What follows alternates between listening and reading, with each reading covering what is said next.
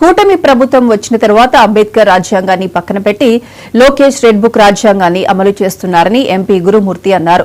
కూటమి బెదిరింపులకు బెదిరేది లేదని, వైఎస్ జగన్ కోసం పోరాడే వారికి రాబోయే రోజుల్లో సముచిత స్థానం, ప్రాధాన్యత ఉంటుందని చెప్పారు.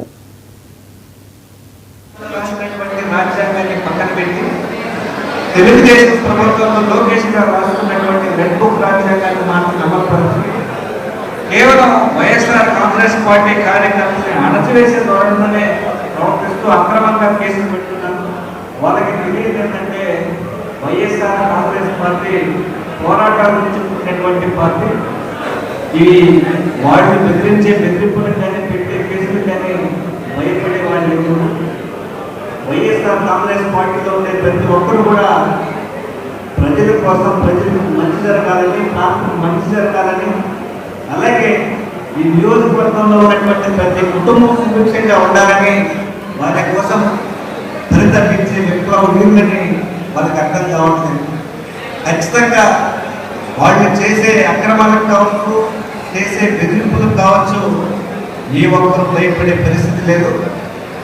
ఎవరైతే ఉద్యోగాలు పోగొట్టుకున్నారో, ఎవరైతే అక్రమ కేసులు పెట్టించుకున్నారో, ఇవన్నీ కూడా మన ప్రభుత్వం వచ్చిన తర్వాత వీటన్నింటినీ వెలుగుడుగా అన్ని కేసులు కానీ ఏవైనా అన్ని విచారణ జరిపించేది, తీసేసే కార్యక్రమం ఖచ్చితంగా జరుగుతుంది.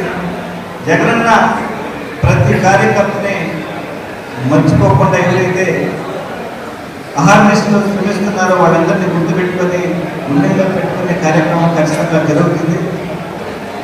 అలాగే మనం విద్యార్థుల దగ్గర నుంచి తాతల వరకు ప్రతి ఒక్కరి భవిష్యత్తు బాగుండాలని పరితపించినటువంటి ప్రభుత్వం ఇప్పుడు టీడీపీ నాయకులు అలాగే వాళ్ళ కార్యకర్తలు దోచేసే కార్యక్రమం చేస్తున్నారు కానీ ప్రజలు కానీ, ప్రాంత అభివృద్ధి కానీ పట్టించుకున్న పాపాన్ని పోలేదు.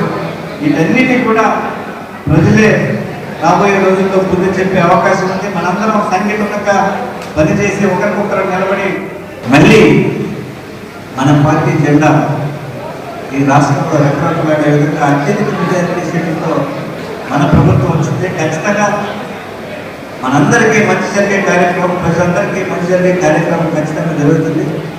అంబేద్కర్ గారు రాసినటువంటి రాజ్యాంగాన్ని పక్కన పెట్టి తెలుగుదేశం ప్రభుత్వంలో లోకేష్ గారు రాస్తున్నట్టు